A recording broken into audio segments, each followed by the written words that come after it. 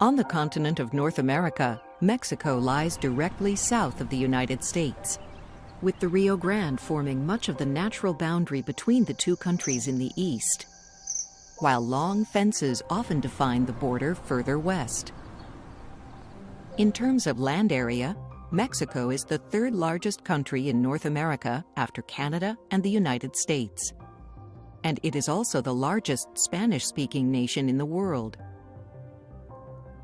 The Tropic of Cancer divides Mexico into temperate and tropical zones. The land to the north of the tropic experiences colder temperatures during the winter months, while in the south, the temperatures are fairly constant year-round and change mostly according to elevation. Mexico is well known for its beautiful beaches, and people flock to them from all over the world seeking sunshine and warm, pleasant water. So tourism is a big business in Mexico, and it makes a significant contribution to its economy. Mexico's economy is the 15th largest in the world. It is the world's 10th largest oil producer. Its huge mining operations make it the world's leading silver producer. And big Mexican factories turn out a wide variety of products, including many of the cars made in North America. Mexico is home to over 119 million people, making it by far the most populous country in the southern region of North America.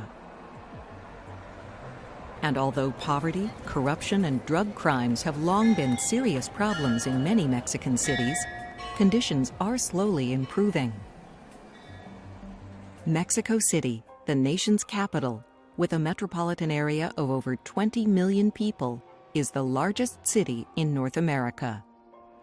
It was founded on the ruins of the Aztec city of Tenochtitlan after Hernán Cortés and his soldiers destroyed it following the Spanish conquest of Mexico that began in 1519. But even though the Aztec capital was virtually demolished by the invaders, many incredible stone carvings and buildings created by Mexico's great earlier civilizations, such as those of the Olmecs, the Maya, the Toltecs, and the builders of the great city of Teotihuacan, still remained at the time of the conquest, just as they do today. For 3 centuries, Mexico City served as the capital of one of Spain's most important overseas dominions, the Viceroyalty of New Spain.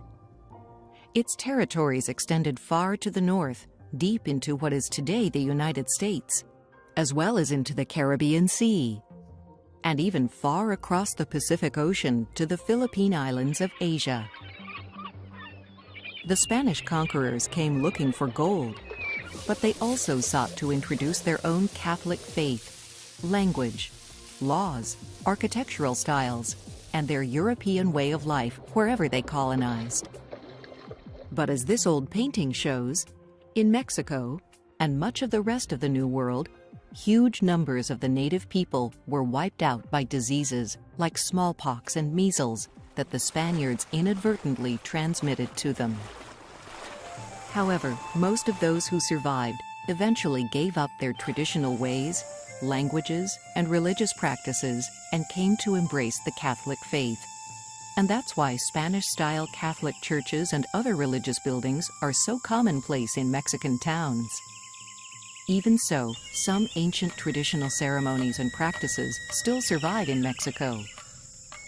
One very interesting example of this is the Dance of the Flyers, an ancient ceremony in which the dancers spin around, upside down, high up in the air, while playing musical instruments. According to legend, this dance was created as a way of asking the gods to end a severe drought.